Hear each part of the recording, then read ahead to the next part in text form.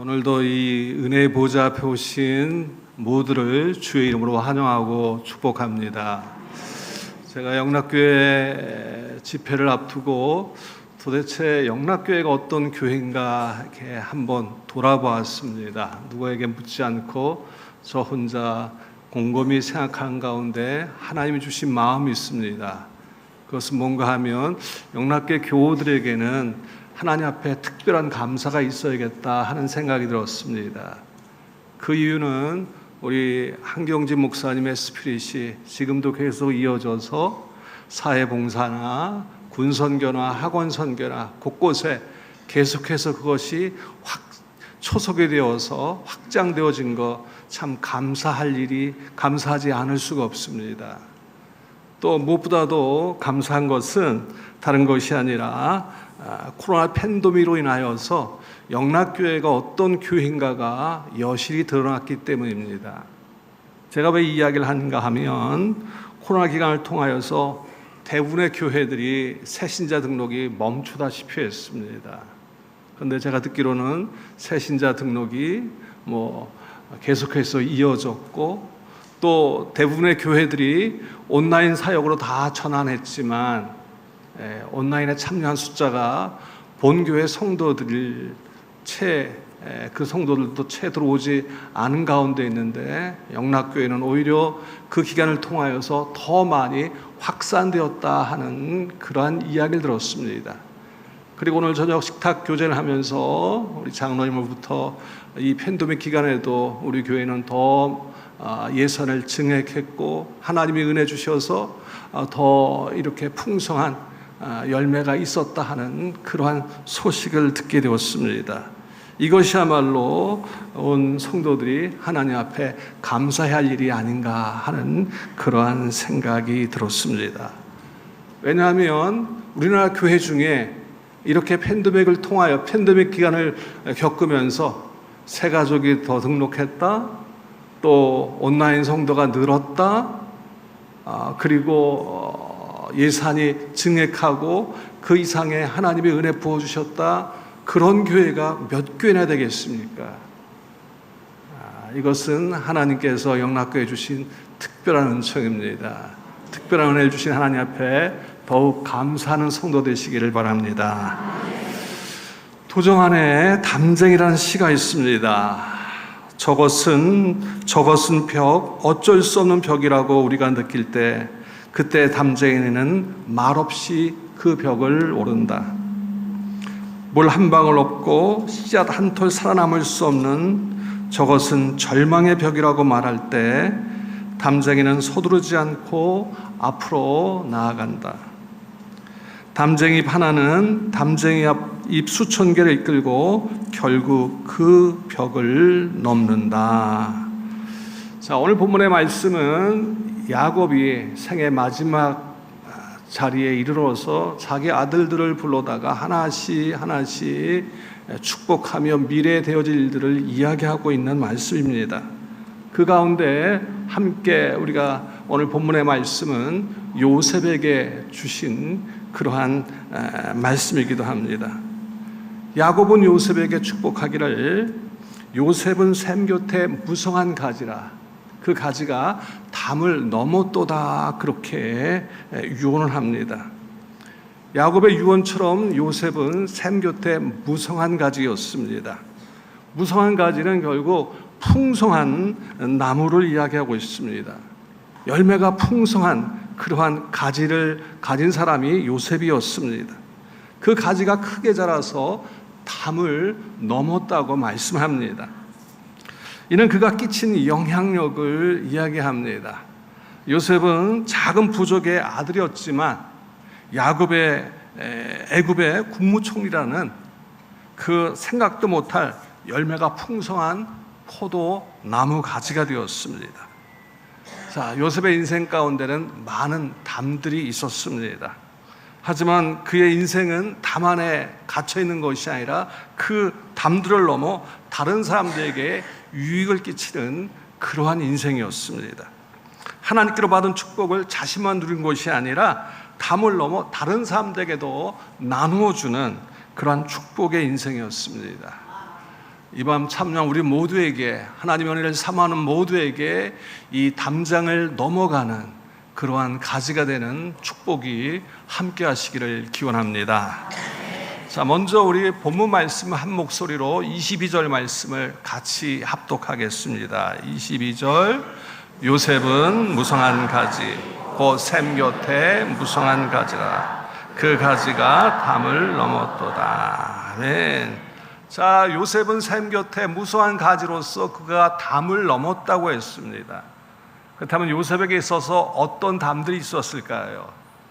그 담은 무엇보다도 환경의 담이었습니다. 우리가 익히 아는 대로 요셉은 17살 나이에 애굽으로 팔려갔습니다. 그가 팔려간 애굽, 그곳에는 하나님을 경외하는 사람이 한 사람도 없는 곳이었습니다. 아니, 하나님을 경외하기는커녕 각종 우상 숭배가 아주 줄비한 나라였습니다. 하나님을 경외하는 사람도 없고, 그리고 온통 우상 숭배하는 사람들 있는 곳에 처하다 보면 자칫 물들기 쉽습니다. 아니, 자기가 하나님을 신앙한 것을 숨기기 쉽습니다. 그리고 특히나 신앙이 없는 사람과 가정을 이루게 되면 아내를 따라가는 경우가 참 많습니다. 요즘도 틀린 얘기는 아닙니다만 그런 경우를 우리가 허다하게 보고, 성경에도 아합 왕 기억하지 않습니까? 정략 결혼했지만 이세벨이 들어오자 그 아내가 이렇게 섬겼던 그 우상들이 온 나라를 그냥 다 흔든 것을 우리가 기억합니다.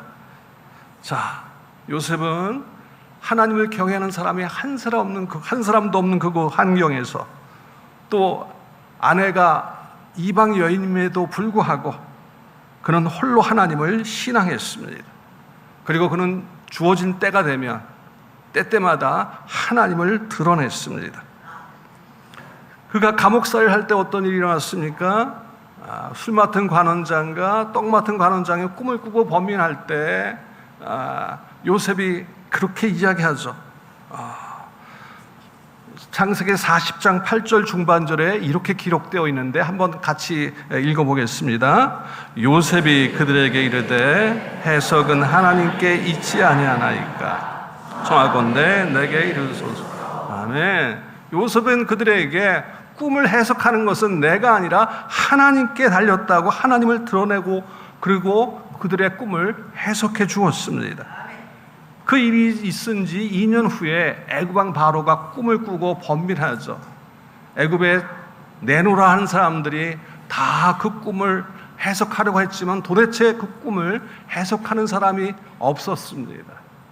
그때 2년 전에 술 맡았던 관원장, 자신이 감옥에서 자신의 꿈을 해석해줬던 그 요셉이 기억나서 왕 앞에 아련합니다. 제가 2년 전에 그런 일이 있었는데, 꿈을 꾸고 번민한 적이 있었는데, 그곳에 있던 한 히브리 소년이 제 꿈과 함께 수감되었던 떡 맡은 관원장의 꿈을 해석해줬는데 그대로 되었습니다. 그러자 바로의 귀가 열려서 빨리 그 친구를 데려오라고. 그래서 급하게 요셉이 바로 왕 앞에 서죠. 바로가 이야기합니다. 내가 듣기에는 너는 꿈 해석을 잘 한다 하더라. 내가 지금 이 꿈을 꾸고 도대체 무슨 뜻인지 알지 못해서 고민하고 있는데 이것을 한번 해석해봐라. 그때 바로가 뭐라고 이야기합니까? 창세기 41장 16절에 그는 이렇게 고백합니다. 한번 같이 읽겠습니다. 요셉이 바로에게 대답하이르되 내가 아니라 하나님께서 바로에게 편안한 대답을 하시리이다. 아멘. 자, 요셉은 바로 왕 앞에서도 하나님을 드러냈습니다. 당시 요셉은 이방인으로서 팔려온 노예일 뿐입니다. 그리고 지금 그 당시에는 죄수로서 감옥에 죄수의 신분으로 복역 중이었습니다. 그 죄수의 신분인 그가 애굽의 최고의 권력자 앞에서, 그 왕 앞에서 그 하나님을 이야기한다는 것 쉽지 않습니다. 즉 그는 죄수를 만나든 왕을 만나든 누구든지 누구 앞에서나 하나님을 믿는 사람임을 당당히 드러냈습니다. 그러자 그가 어떻게 합니까? 애굽의 일순간에 2인자의 신분으로 등극합니다. 제사의 신분이 한순간에 바뀌게 됩니다. 자, 사람들이 힘들 때는 하나님을 찾다가 배부르고 따스하면 하나님을 향한 신앙이 식어지는 경우가 종종 있죠. 그런데 특히나 이 높은 지위에 오르게 되면 어떻습니까?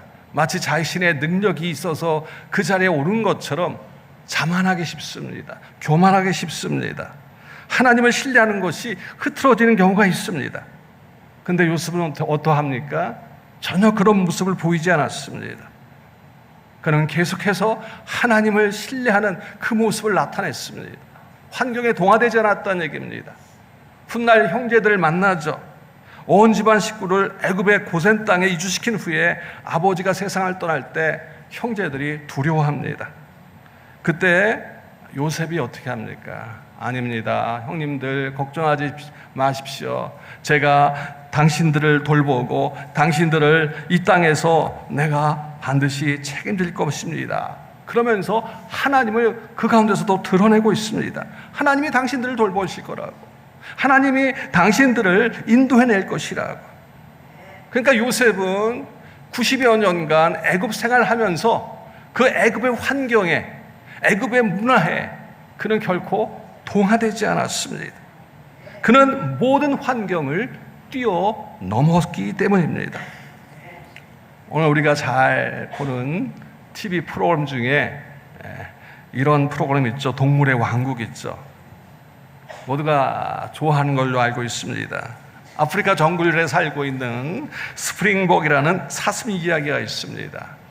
사슴들은 이렇게 정글에서 풀을 한가롭게 뜯고 있습니다. 그때 한 마리가 뛰면 나머지 사슴들도 생각 없이 같이 뛰게 됩니다. 그러다가 낭떠러지가 나오면 속도를 늦출 수가 없어서 그만 함께 뛴 무리가 다 낭떠러지 밑으로 떨어져 죽는 일들이 종종 있습니다. 그것이 바로 어리석은 사슴의 모습이기도 합니다. 여기 요셉은 애굽에 살면서도 그들의 문화와 그들의 환경에 결코 동화되지 않았습니다.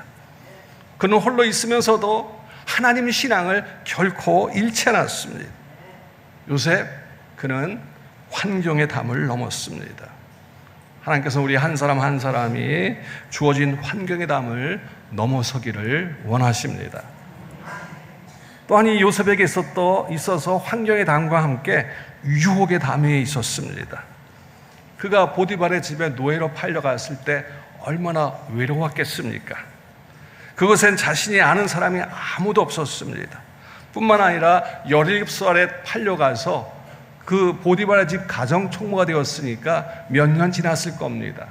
그렇다면 그의 나이가 20대 청년 아니겠습니까?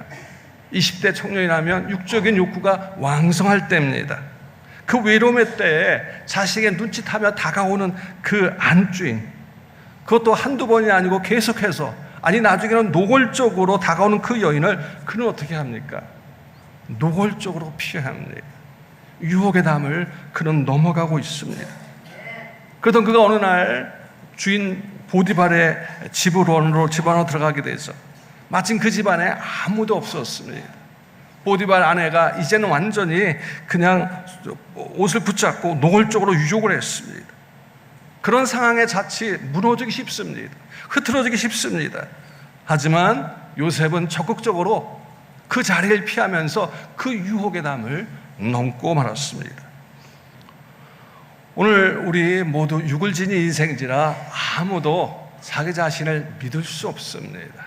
우리 모두 다 연약합니다. 오늘 우리 가운데 그런 분들은 한 분도 계시지 않겠습니다만 남성이고 여성이고 자칫 출장길에 그만 유혹이 많다고 하죠. 그래서 제가 아는 한 가장은 출장 가면 호텔에 입실을 한 다음에 제일 먼저 하는 것이 욕실에서 타올을 갖다가 TV 스크린을 가린다고 합니다. 그리고 그 위에 가족 사진을 올려 놓는다고 합니다. 왜 그렇게 할까요? 왜 그렇게 할까요?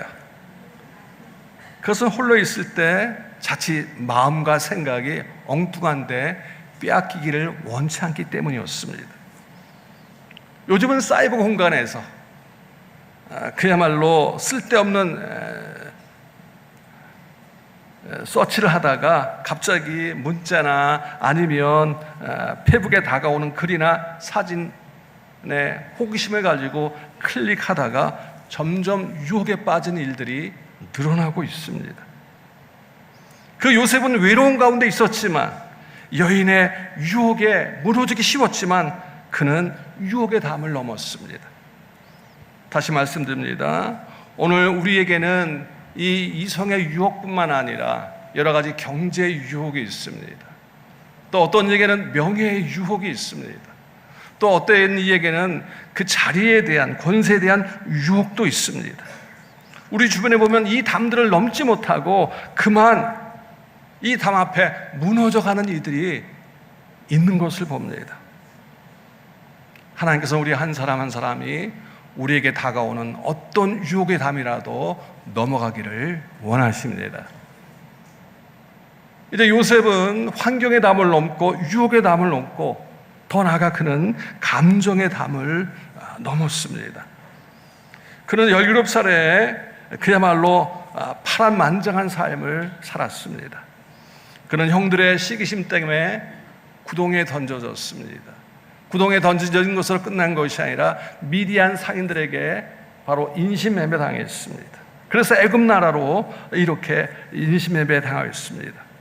아무런 잘못도 없이, 그것도 다른 사람이 아닌 바로 배다른 형제들로부터 인신매매를 당했으니 그 얼마나 가슴에 한이 맺혔겠습니까? 그는 보디발의 집에서 신실하게 충성을 다했음에도 불구하고 그 안주인의 유혹을 뿌리친 결과 성추행 미수범이라는 오명을 쓰고 감옥에 수감되었습니다.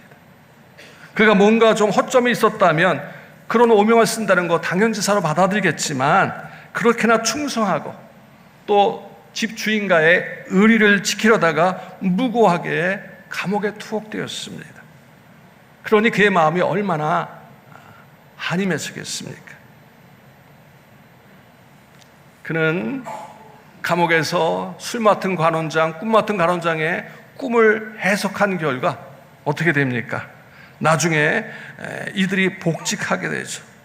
그리고 왕에게 술 맡은 관원장이 자신의 이야기를 들려줘서 왕 앞에 나아가서 그는 그 왕의 꿈을 해석해 주는 결과 애굽의 제2인자가 되었습니다. 한마디로 절대 권력자가 되었습니다. 만약 우리가 요셉의 입장이라면 어떻게 했겠습니까?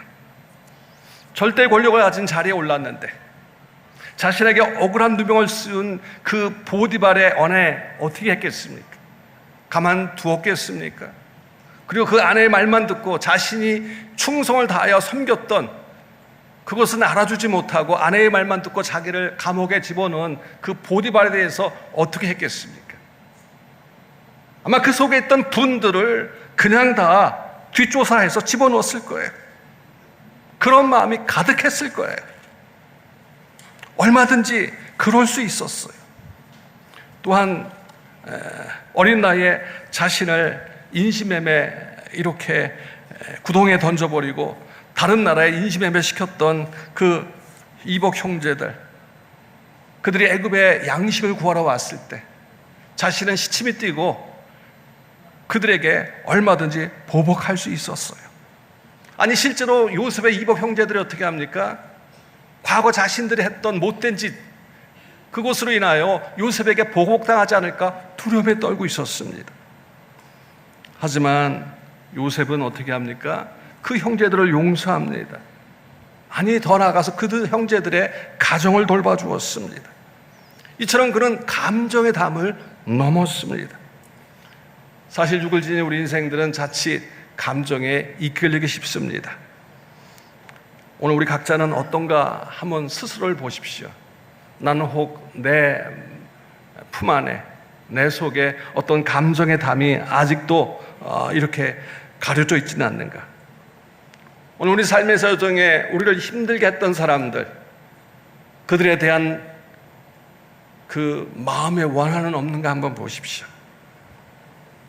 주님께서 가르치신 기도를 드릴 때 우리가 우리의 죄를 사하여 준 것 같이 우리의 죄를 사하여 주옵소서 이 대목에 슬쩍 넘어가고 있지는 않는지 말이죠. 요새 그는 환경의 담, 유혹의 담, 감정의 담을 넘었습니다. 우리 예수님께서도 바로 이 담들을 넘으셨습니다. 예수님은 세상에 사셨지만 세상에 속하시지 않으셨습니다. 예수님은 세상을 섬겼지만 세상을 사랑하시지 않으셨습니다. 이런 예수님이 환경의 담을 넘으셨음을 보여주고 있습니다. 또한 예수님은 유혹의 담을 넘으셨습니다. 40일 금식한 후 줄이셨을 때 시험하는 자가 와서 예수님께 나아가 깊이 유혹합니다. 내가 하나님의 아들이거든 이 돌덩이로 떡덩이가 되게 하라 말이죠. 이 꼭대기에서 뛰어내리라. 그럼 내가 절하면 세상 모든 것을 다 내게 주겠다고. 사단은 예수님께 육을 지닌 인생이라면 누구나 뿌리치기 힘든 아주 근본적인 욕구를 가지고 식욕과 명예욕과 권색을 가지고 와서 유혹을 했습니다. 하지만 예수님은 이 모든 유혹의 담을 넘으셨습니다. 뿐만 아니라 예수님은 감정의 담을 넘으셨습니다. 유월절 만찬을 앞두고 제자들의 발을 씻겨주는 동안 자신을 배반할 그 유다의 발을 예수님은 똑같이 씻겨주셨습니다. 자신이 그렇게나 신임했던 베드로, 그가 그렇게 자신을 모른다고 3번씩 부인했고 저주했지만 예수님은 부활 후에 그를 찾아가 주셨습니다. 또 그가 옛 생활로 돌아갔을 때 그를 위하여 찾아가서 조반을 마련해 주시고 내가 나를 사랑하냐 하면서 나는 여지껏 나는 지금도 너를 사랑한다, 바로 그 사랑을 확인해 주셨습니다. 뿐만 아니라 공생의 기간 동안 자신을 그렇게나 힘들게 하고 급기야 십자가에 못 박게 했던 대제사장과 바리새인들, 그들 위하여 십자가에 달려 돌아가면서도 아버지 저들을 사하여 주옵소서, 저들은 자신들이 하는 것을 알지 못함이니이다 하면서 용서의 기도를 드리셨습니다. 이처럼 예수님은 감정의 담을 넘으셨습니다. 우리 주님께서는 우리 한 사람 한 사람이 우리에게 계속 다가오는 환경의 담, 유혹의 담, 감정의 담을 넘어가기를 원하십니다. 자, 그렇다면 요셉은 어떻게 그 모든 환경의 담, 유혹의 담, 감정의 담을 넘을 수 있었을까요? 그것은 무엇보다도 샘 곁에 뿌리를 내렸기 때문입니다. 나무의 운명은 어디에 있습니까? 나무의 운명은 나무 자체에 있지 않고 어디에 심기느냐에 있습니다. 뿌리를 어디에 내리냐에 따라서 나무가 잘 이렇게 자랄 것이냐 아니면 중간에 그만 병들 것이냐가 결정됩니다. 요셉은 샘 곁에 심겼습니다. 요셉은 샘 곁에 뿌리 내린 나무였기 때문에 그렇게나 가지가 무성했습니다. 샘 곁에 있지 못했다면 그 어떤 나무도 무성할 수 없습니다. 이 샘 곁에 있는 것, 이것이야말로 무성한 가지의 조건입니다. 나무가 자라는 데 있어서 가장 필수 요소가 뭐겠습니까? 바로 물 아니겠습니까?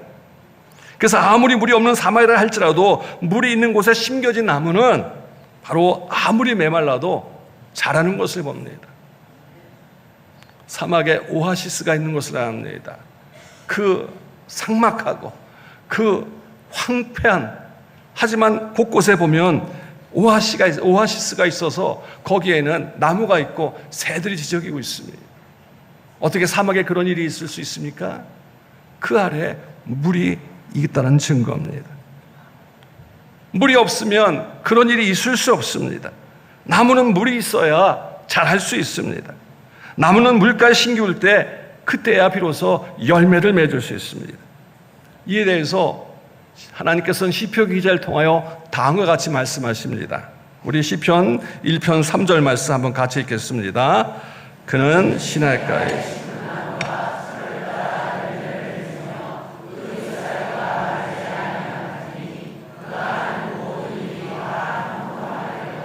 아멘. 나무는 시냇가에 있어야 철을 따라 열매를 맺습니다. 하나님께서는 예레미야 선지자를 통하여도 갇힌 말씀을 주셨습니다. 예레미야 17장 7절 8절 말씀 같이 봅니다. 무릇 여호와를 의지하여 의리하는 사람은 복을 받을 것이라. 그는 물가에 심어진 나무가 그 뿌리를 강변에 뻗치고 더위가 올지라도 두려워하지 아니하며 그 잎이 청청하며 가무는 해에도 걱정이 없고 결실이 그치지 아니함. 아멘. 샘 곁에 뿌리를 내릴 때 그 나무가 청청하다고 했습니다. 아무리 가뭄이 와도 걱정이 없다고 했습니다. 철을 따라 열매를 맺습니다. 요셉은 바로 샘 곁에 뿌리를 내렸습니다. 그렇다면 이 샘은 무엇을 의미합니까? 샘은 바로 하나님을 의미합니다. 예레미야 17장 13절에 이렇게 말씀합니다. 한번 읽습니다. 이스라엘의 소망이신 여호와여, 무릇 주를 버리는 자는 다 수치를 당할 것이라. 무릇 여호와를 떠난 자는 흙에 기록이 되오리니 이는 생수의 근원이신 여호와를 버림이니라. 아멘. 자, 하나님께서는 예레미야를 통하여서 자신을 가리켜 생수의 근원이신 하나님이라고 말씀하셨습니다. 요한복음에서 예수님은 바로 생수라고 자신을 가리켜 생수라고 말씀하셨습니다. 나를 믿는 자는 그 배에서 생수의 강이 흘러나오리라고 말했죠. 생수가 되신 우리 주님께서는 사도 바울을 통하여 골로새 사람들에게 보낸 편지에서 예수님께 뿌리를 내리라고 말씀합니다. 골로새 2장 6절 7절 말씀 상반절 같이 봅니다. 그러므로 너희가 그리스도 예수를 주로 받았으니 그 안에서 행하되 그 안에 뿌리를 박으며 세움을 받아. 네. 예수님 안에 뿌리를 박으라고 세움을 받으라고 말씀하고 있습니다. 그래서 나무가 가장 신경을 써야 할 것은 바로 뿌리입니다. 나무가 위로 올라가거든 그만큼 아래로 깊이 내려야 합니다. 든든한 나무의 특징이 있습니다. 견고한 나무의 특징이 있습니다. 그것은 뿌리가 깊다는 것입니다. 이 뿌리는 바로 물을 빨아들입니다.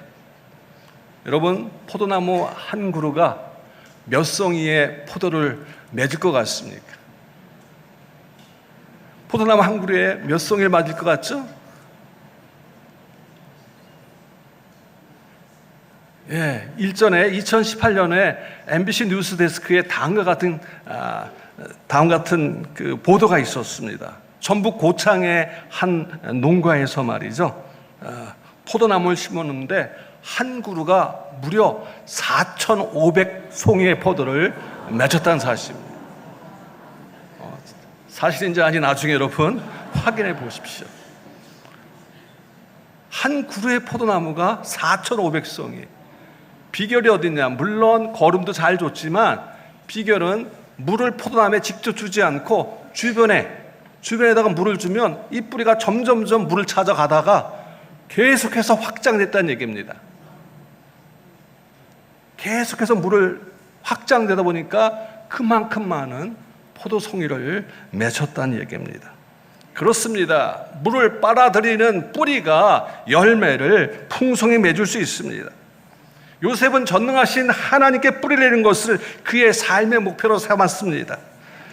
그는 보이지 않는 하나님께 최우선순위를 두었습니다. 그는 자신을 신임했던 보디발에게 뿌리를 내리지 않았습니다. 그렇다고 자기에게 애굽의 최고의 권력자인 그 바로 왕에게 뿌리를 내지 않았습니다. 그는 오직 하나님께 뿌리를 내렸습니다. 오직 하나님만 의지했습니다. 그리하여 그가 겪은 여러 가지 환난 가운데서도 그는 끝까지 승리할 수 있었습니다. 그렇습니다. 하나님을 깊이 신뢰하는 사람은 결코 흔들리지 않습니다. 오히려 흔들릴 상황 가운데서도 그 가운데서 그리스도의 열매를 나타내게 되어 있습니다. 또한 이 시냇가가 무엇을 이야기할까요?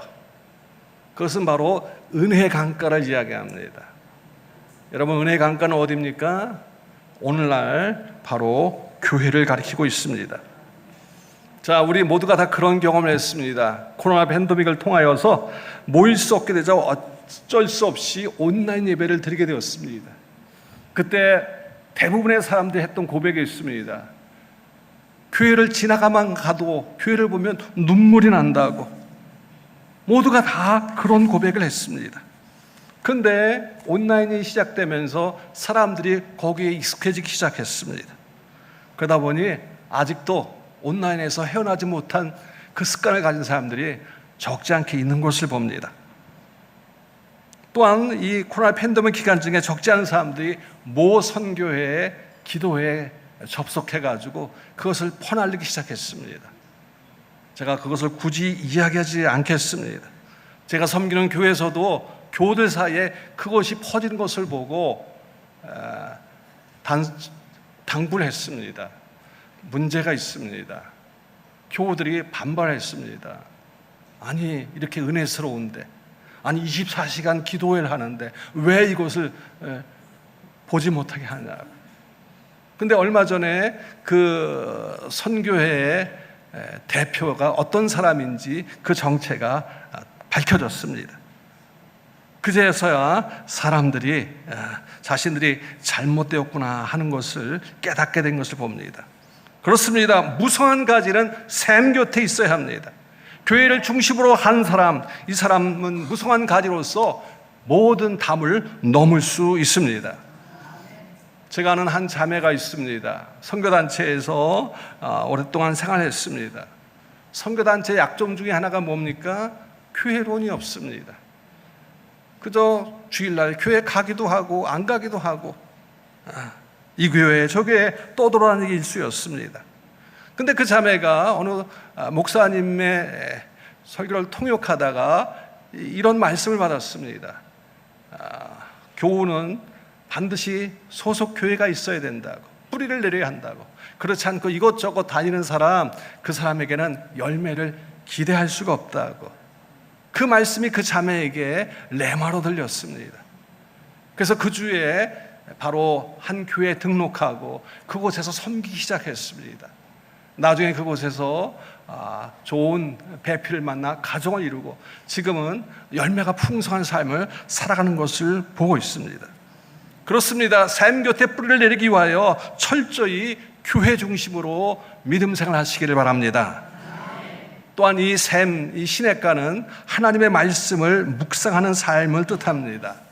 우리가 잘 아는 말씀이 있죠. 시편 1편 1절부터 3절 말씀 한번 같이 읽겠습니다.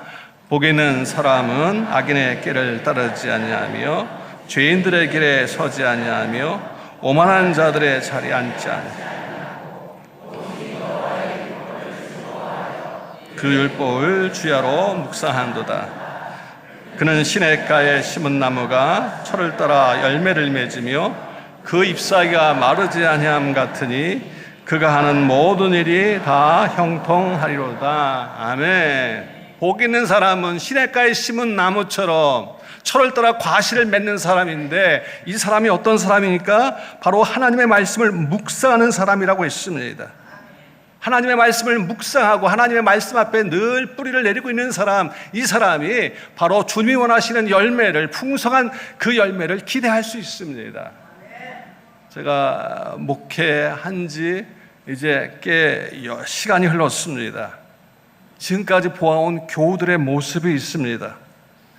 어떤 분은 늘 새로워지고 늘 삶의 변화가 있는 분들이 있습니다. 어떤 분은 그냥 교회 연조만 자랑하고 자기 출석했던 연자만 자랑하고 갈수록 바리새인화 되어가는 사람들이 있습니다. 그 차이가 무엇일까? 다른 것 아니었습니다. 그것은 그 사람이 하나님의 말씀 앞에 뿌리를 내리고 있느냐, 아니면 그저 교회에 한번 나가는 것으로 내 임무는 다 했느냐, 바로 여기에 있었습니다. 하나님의 말씀을 어떻게 가까이만 할수록 그 삶의 변화와 성숙이 일어나는 것을 지금도 보고 있습니다. 하지만 아무리 성령 충만했고 아무리 교회 직분을 받았던 사람이라 할지라도 말씀을 소홀히 하는 사람은 점점 메말라지고 다시 옛날로 돌아가는 것을 수없이 보았고 지금도 보고 있습니다. 사랑하는 성도 여러분, 오늘 우리 각자의 모습은 어떤가 보십시다. 과연 나는 하나님께 깊이 뿌리를 내렸는가? 나는 은혜의 강수, 은혜의 강물인 그 교회 안에서 정말 믿음 생활을 잘 하고 있는가? 정말 하나님의 말씀을 묵상하고 있는가? 하나님께서 우리 한 사람 한 사람이 늘 샘 곁에 머물기를 원하십니다. 요셉이 담을 넘을 수 있었던 거, 바로 샘 곁에 뿌리를 내렸을 뿐만 아니라 그에게는 하나님이 함께 하셨기 때문입니다. 자, 오늘 본문 24절 25절 말씀 같이 봅니다. 요셉의 활은 도리어 굳셈이여 그의 팔은 힘이 있으니 이는 야곱의 전능자 이스라엘의 반석 목자의 손을 힘입으리라. 내 아버지의 하나님께로 말미암나니 그가 너를 도우실 것이요 전능자의 말미암나니 그가 내게 복을 주실 것이라. 위로 하늘의 복과 아래로 깊은 샘의 복과 젖먹이의 복과 태의 복이로다. 아멘. 자, 요셉이 모든 담을 뛰어넘을 수 있었던 것은 자신의 능력 때문이 결코 아니었습니다. 그렇다고 그가 운이 좋아서가 아니었습니다. 중요한 것은 그가 전능자 하나님의 도우심 때문이었습니다. 창세기 39장에 보면 요셉이 보디발의 집에서 삶에 대해서 다음과 같이 이야기합니다.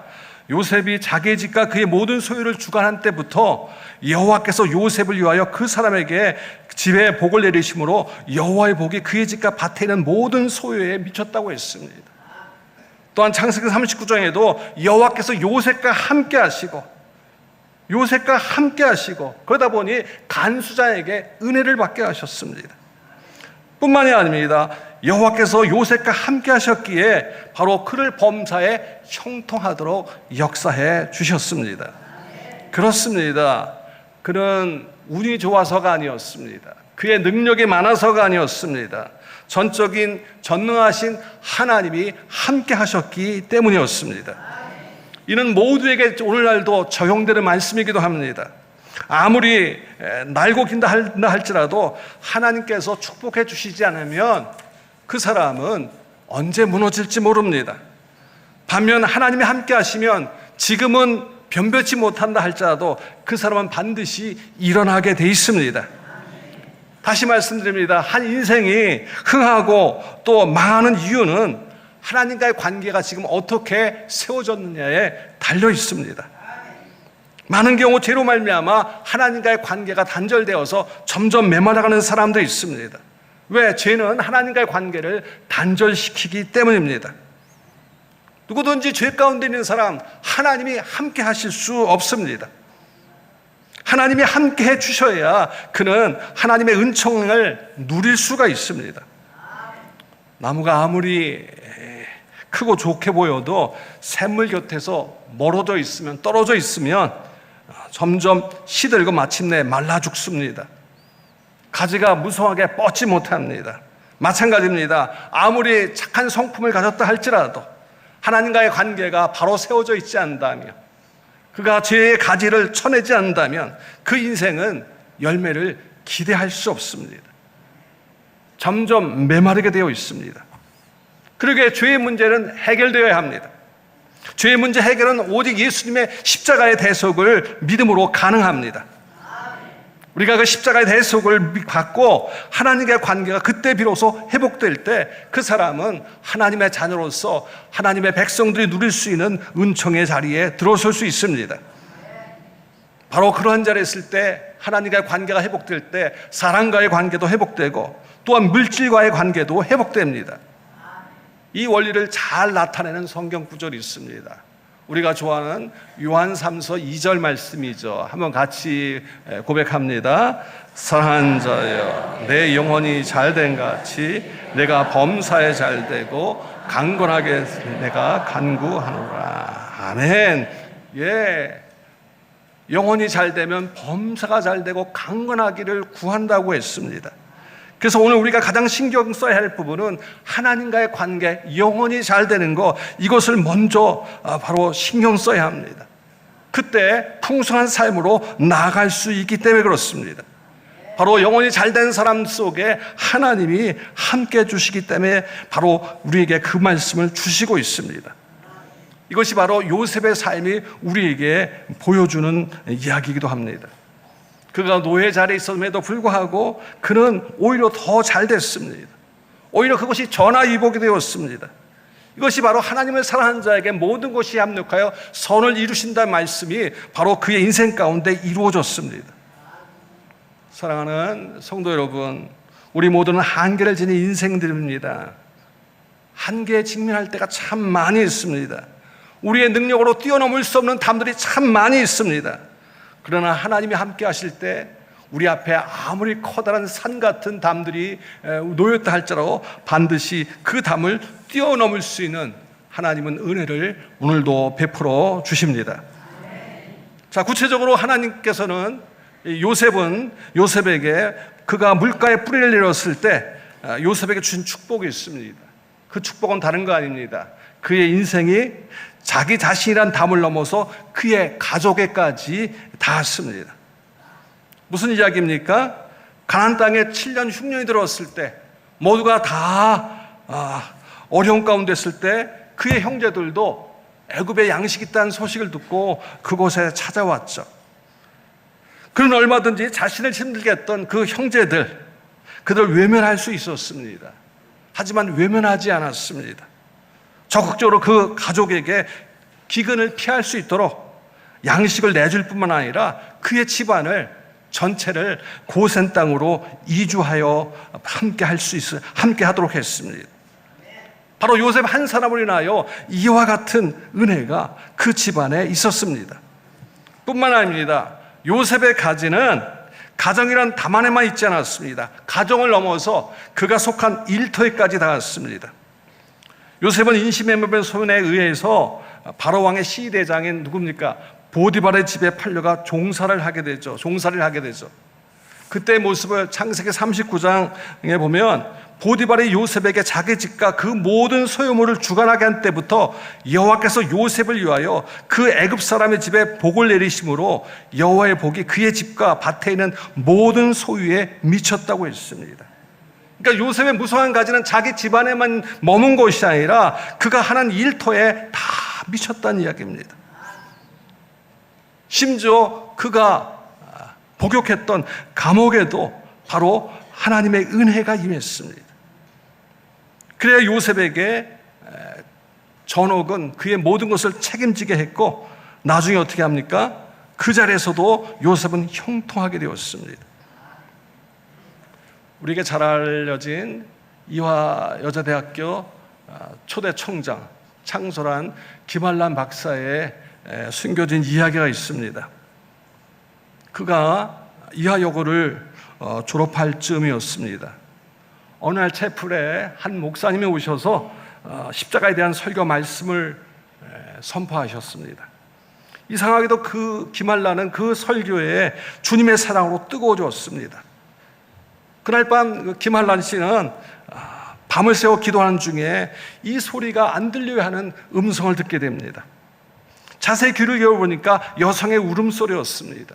그 울음소리는 수상집에서 우는 소리보다 더 처절한 울음소리였습니다. 그러면서 또 소리가 들립니다. 이것은 한국 여성들의 울음소리요, 이 십자가를 당신이 져야 하오. 그러자 김한란 박사는 제가 그 십자가를 지겠습니다. 저에게 감당할 힘과 용기를 주십시오. 그렇게 하나님 앞에 응답했습니다. 그녀는 열심히 공부를 하여 이제 학위를 받습니다. 그리고 한국의 여성운동을 일으킵니다. 여성운동의 선구자가 되었고 나중에는 이화여자대학을 이렇게 창설하기까지 했습니다. 그러니까 김한란 박사의 그 가지는, 인생 가지는 자신에게만 머무르지 않았습니다. 또한 그녀의 가족에게만 머무르지 않았습니다. 그는 고생도 많이 했고 또 어렵게 공부하여 이제 학위를 취득했기 때문에 남보란 듯이 자기 배로만 채울 수도 있었지만 그렇게 살지 않았습니다. 그녀는 자기 자신이나 자기 가정을 위해서 산 것이 아니라 한국의 여성들을 위하여 살았습니다. 사랑하는 성도 여러분, 하나님은 우리 한 사람 한 사람이 자기 자신의 가족을 넘어 우리가 속한 사회까지 축복을 받는 그런 가지가 되기를 원하십니다. 이제 마지막으로 요셉의 축복의 가지는 사회라는 담을 넘어 애굽의 모든 지방과 세상에까지 닿았습니다. 우리가 익히 아는 대로 요셉이 국무총리가 되어 풍년이 왔을 때 잘 비축해서 그 다음에 다가온 흉년을 잘 예배했습니다. 그 결과 애굽의 모든 사람들, 식량 기근으로 인하여 식량이 없어서 안타까워할 때 그 문제를 해결할 수 있었습니다. 그것뿐만이 아니었습니다. 그 기근은 애굽뿐만 아니라 온 사방에 기근이 이렇게 퍼져 있었기 때문에 다른 지역에서도 다른 나라에서도 이 애굽에 양식이 있다는 소문을 듣고 사람들이 몰려와서 그들에게 인색하지 않게 바로 그들에게 양식을 나눌 수 있었습니다. 다시 말해서 이 요셉의 축복의 가지는 담을 넘어 세계로 향하였습니다. 그래서 이 요셉 한 사람으로 말미암아 바로 자기 가족뿐만 아니라 수많은 나라들이 굶주림에서 벗어날 수 있었습니다. 이사야 11장 1절에 이런 말씀이 있습니다. 마지막으로 같이 읽겠습니다. 이새의 줄기에서 한 싹이 나며 그 뿌리에서 한 가지가 나서 결실할 것이요. 아멘. 자, 이 말씀 뭡니까? 다윗의 혈통에서 메시아가 날 것을 말씀하고 있습니다. 이 메시아, 이 한 사람으로 말미암아 얼마나 많은 결실이 맺혔습니까? 그 예수님의 가지는 전 세계를 향해 뻗었습니다. 65억 명의 인구 가운데 33%인 약 21억 5천만 명이 그리스도의 사람으로 세워졌습니다. 그 가지가 힘차게 뻗어 나갔기 때문입니다. 사랑하는 성도 여러분, 오늘 우리의 삶에는 많은 담들이 있습니다. 하지만 생수 대신 예수 그리스도께 뿌리를 내리고 가는 사람들, 그 사람은 어떤 담도 넘어갈 수 있습니다. 뿐만 아니라 많은 사람들에게 선한 영향력을 끼칠 수 있습니다. 하나님께서는 우리 한 사람 한 사람이 예수 그리스도께 뿌리를 깊이 내리는 가운데 모든 담을 넘어 많은 사람들에게 선한 영향력을 끼치는 하나님의 사람 되기를 원하십니다. 이제 우리를 향하신 하나님의 음성에 귀 기울여 보십시다. 요셉은 무성한 가지, 곧 샘 곁에 무성한 가지라. 그 가지가 담을 넘었도다. 아멘. 예, 우리 함께 찬양하고 기도의 자리로 나가겠습니다. 309장 찬송입니다.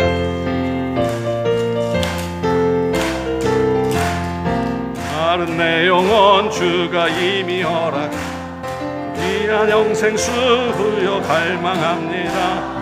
그 약속 따라서 살서 간구하오니 오 주여 내 기도 손 들어주소서. 예수의 사랑 예수의 사랑 바다 물결같이 내게 임하니 영광의 물결에 온전히 쌓여서 내 영혼의 기쁨 한량 없도다. 내게 약속한 큰 비 내려주시려 내게 저구름 건너편에 떠올라 그 귀한 창조가 내게 밝히 보이니 나 힘을 다하여 주께 간구합니다. 예수의 사랑 예수의 사랑 바다 물결같이 내게 임하니 영광의 물결에 온전히 쌓여서 내 영혼의 기쁨 한량 없도다. 내 소망이 지금을 속히 내려 너의 큰 강물 흘러차고 넘쳐서 주한 모든 죄 모두 씻어버리니 너의 은혜를 충만하게 하라. 예수의 사랑 예수의 사랑 바다 물결같이 내게 임하니 영광의 물결에 온전히 쌓여서 내 영혼의 기쁨 한량 없도다. 차고 넘치는 주의 은혜의 물결 힘차게 밀려와 내게 만족합니다. 오 할렐루야로 주를 찬송하오니 내 맘의 기쁨이 항상 충만합니다.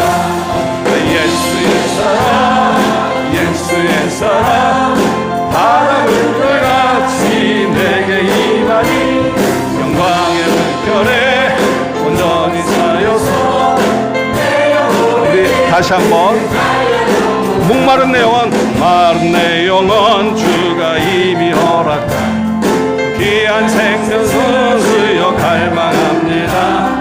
그 약속 따라서 그리스도 구하오니 오늘 연의 기도 들어주소서. 예수의 사랑 예수의 사랑 바다 물결같이 내게 임하니 사랑의 물결에 온전히 쌓여서 내 영혼의 기쁨 달려 주내게 약속한 큰 비 내려주시며 은혜의 강물은 건너편에 올라 그 귀한 징조가 내게 밝히 보이니 오인하여 주님을 구합니다. 예수의 사랑 바다 물결같이 내게 임하니 영광의 물결에 온전히 쌓여서 내 영혼의 물품 은혜의 소낙비 지금 흡족히 내려 구원의 큰 강물 흘러사고 넘쳐서 내 수한 모든 죄를 씻어버리니 아직 그 은혜를 충만하게 받았네. 예수의 사랑 바다 물결같이 내게 임하니 온전히 물결에 온전히 쌓여서 내 영혼에 그 차고 넘치는 주의 영원히 만족합니다. 할렐루야로 주를 찬송하오니 우연히 기쁨이 항상 충만합니다. 예수의 사랑 바다 물결같이 내게 임하니 영광의 물결에 온전히 하여서 내 영혼을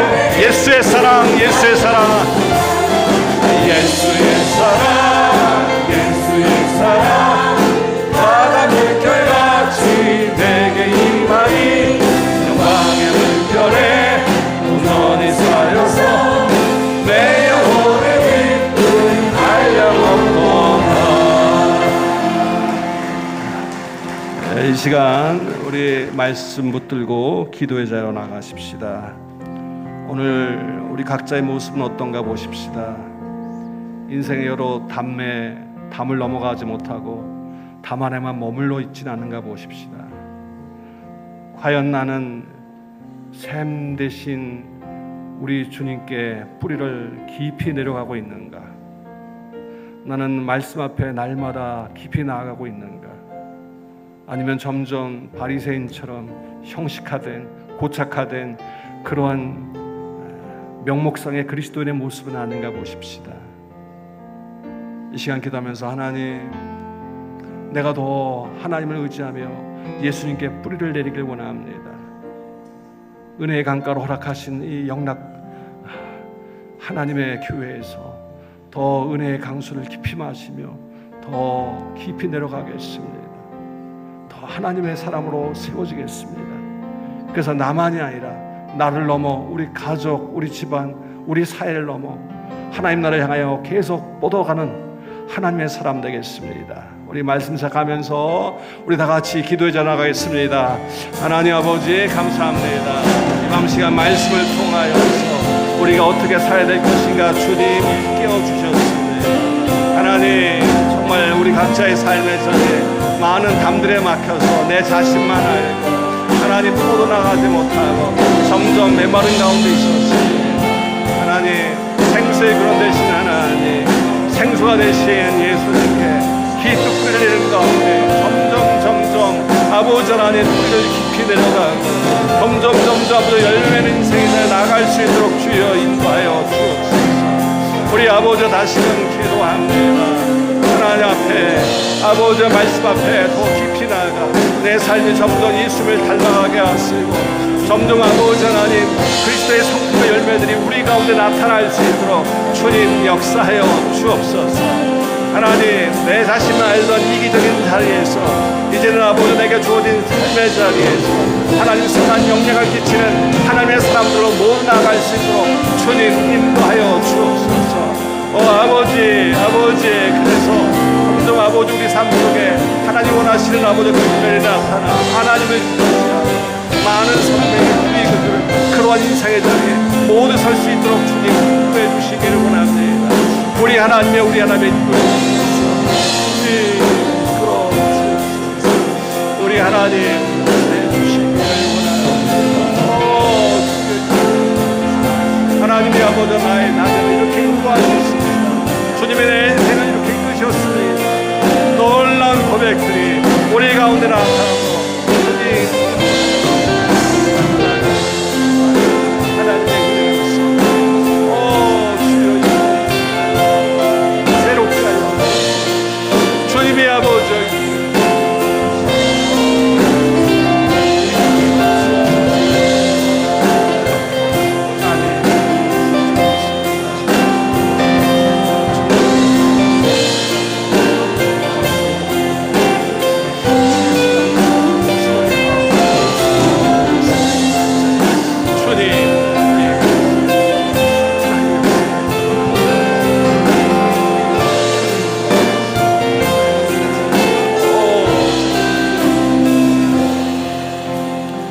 하나님 아버지, 이 밤 하나님의 음성을 듣게 하시니 감사합니다.